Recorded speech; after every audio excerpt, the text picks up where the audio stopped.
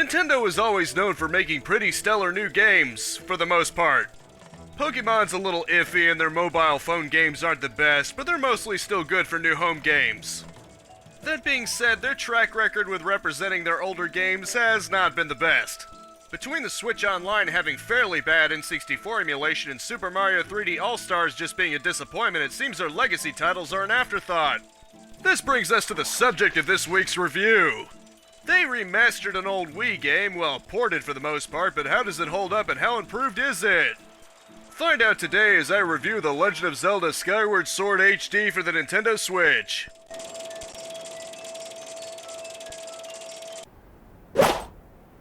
I'll start out with what this port actually changes because it really isn't too much. Besides the expected HD resolution and 60 frames per second, two things you can get with other means, and by other means I mean Dolphin, there is a bit of difference. By that I mean Fi doesn't automatically pester you over every little mechanic. While this is a tiny change, I'll admit it has a pretty big impact. Whenever the sword glows, that's a moment Fi would have forced herself to appear in the original game. You also have the option to use traditional controls using the second analog stick to swing your sword. You can also hold a button to freely move the camera, which is a nice addition even if it's minimal. Fast traveling from anywhere on the surface is apparently also an option, but it's locked behind an amiibo, so a paywall. Since I didn't review the Wii version, I'll take the time to talk about Skyward Sword itself. I have two main gripes with the game, one that this version thankfully rectifies with most of Fi's talks being optional. The other main blemish though is that the game steers on the linear side. While Zelda has almost never been truly open world apart from the NES original and now Breath of the Wild, Skyward Sword feels more like a straight line than other Zelda games. While it does start to open up over time, and it's not like you're actually forced to stay in one area, there's noticeably less room to go around than others. With those gripes aside, I think it's actually a pretty solid Zelda title overall. It introduced the stamina system, but it really doesn't feel like a limiting factor like with so many war shooters.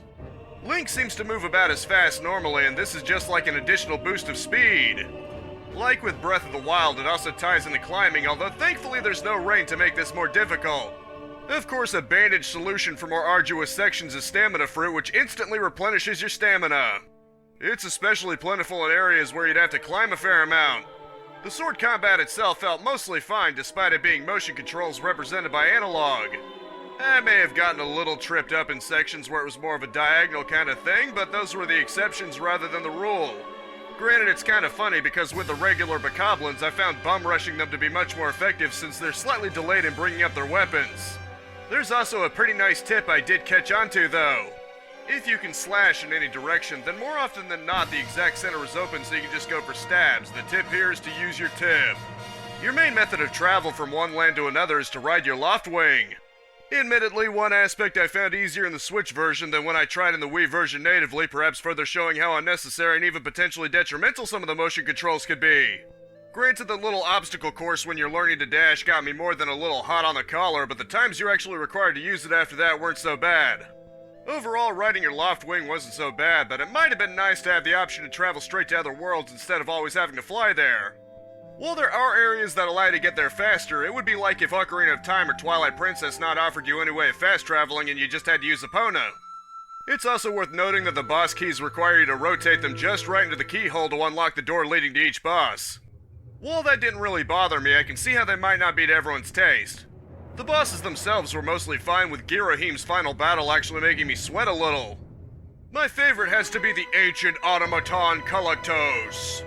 Basically, it's a robotic behemoth whose multiple limbs have to be cut down to size before you take one of its oversized swords and hack away at its heart. There's something oddly satisfying about cutting its arms off before hacking away at its big pulsing core until it's down. It has a few sections vaguely similar to the tears in Twilight Princess where you enter a spirit realm and collect tears. That's where the similarities end though, as you don't turn into a wolf, instead you just enter completely defenseless. Thankfully no fall damage, which is good because one hit and your spirit is broken so you have to try it all over again. All the while you're on a time limit to find another tear before you run out of grace and the guardians come after you. You can use Light Fruit to temporarily make the tears cast light upward to make them easier to find, but there are a couple of complications. Touch water at all and the guardians are alerted, and there's also watchers that will patrol areas and can be alerted if you're close. Get within their cone of light and you guessed it, guardians are alerted. Grabbing a tear in any scenario will thankfully put the guardians back to sleep and give you more time. Getting all the tears drops the time limit, but watchers in water will still alert guardians, so take your time getting back to the starting area to be on the safe side. They're pretty easy, but I got cocky the first time and got caught after having gotten all the tears. And now we get on to the biggest annoyance of the game to me, which is the imprisoned battles. Basically, this giant thing tries to break out from time to time and you have to smack him back in. You basically have to slash all of his toes while he's creating damaging shockwaves with every step, then smack a stone pillar back up his head when he's finally down. All the while he's trying to ascend a hill to reach Zelda, so you're on a timer. The one nice thing is later on you get assistance from a bomber that can smack the imprisoned down every now and then. That's more if the imprisoned tries to climb or even fly at one point. Still not the hardest thing in the world, just pretty annoying. My favorite mechanic of the game though has to be time shift stones. Anything in their bubble is reverted to a distant past, turning a decrepit sand-filled ruin into a pristine sci-fi past.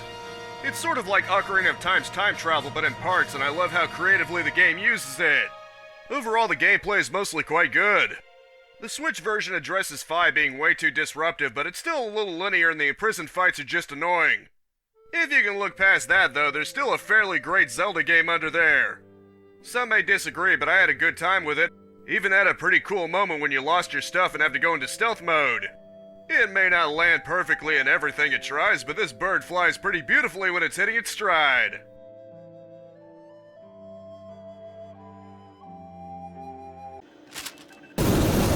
As you might expect, the plot is basically the exact same as it is in the original.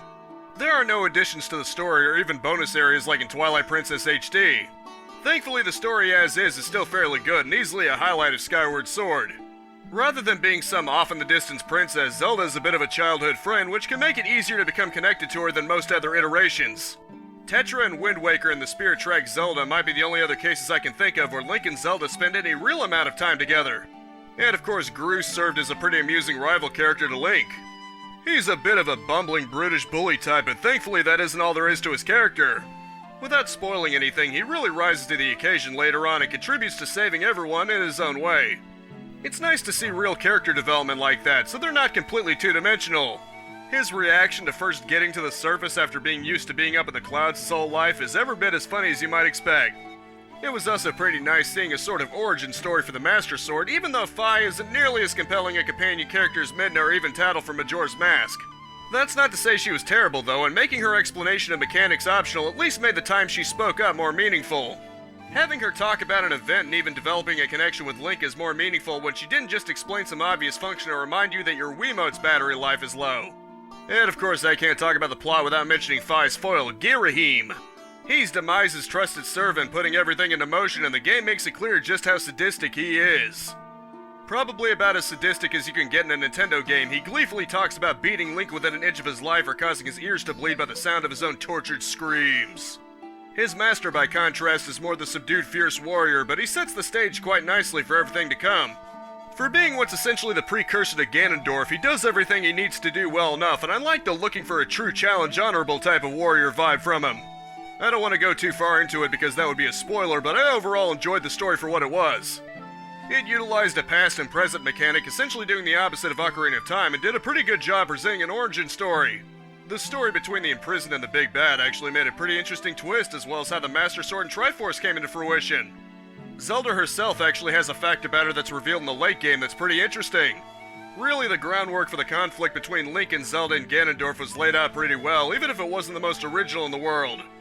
The remake basically had nothing to do with the plot unless you count making Fi's droning on about mechanics optional, but it's still as well written as it's ever been.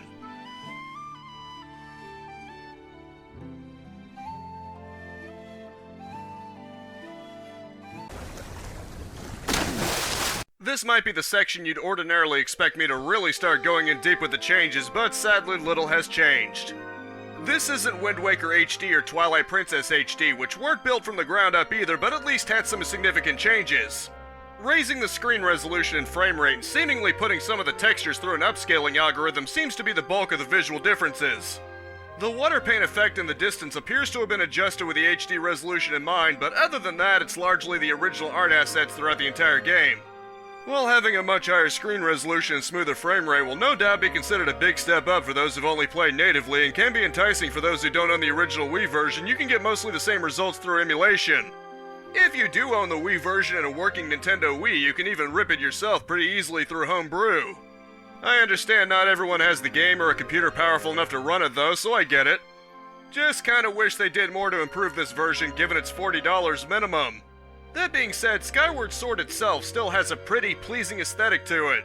There's a good variety of locations, especially dungeons, and a reference to the spider's thread from Buddhism was a nice touch.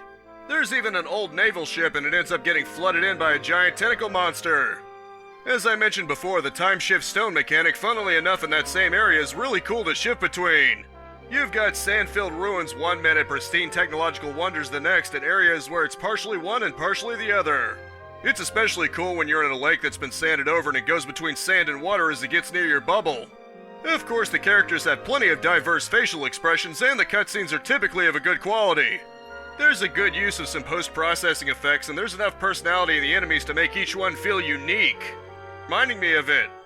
The music is equally diverse and very pleasing to listen to, especially the Ballet of the Goddess. It's practically the Zelda's lullaby of Skyward Sword after all, even containing a piece of that music backwards, and it more than lives up to that. It's a beautifully sung song, my compliments to the singer. The sound effects are also that typical Zelda action with Fi suffering is the only one who's really voiced, but in a foreign kind of way similar to Midna. Overall, the presentation is quite good. Obviously, I should note that this mostly isn't the Switch version's doing. While the increased resolution helps bring it out, it's nothing Dolphin couldn't arguably do better for the most part, aside from having the distant area filter work better with HD. Just figured I'd add that caveat because Skyward Sword was beautiful on the Wii and it's still fairly beautiful now. While I'd really like to see at least one more realistic styled Zelda in the HD era of consoles, Skyward Sword really managed to push the Wii hardware to create one masterpiece of art for its time.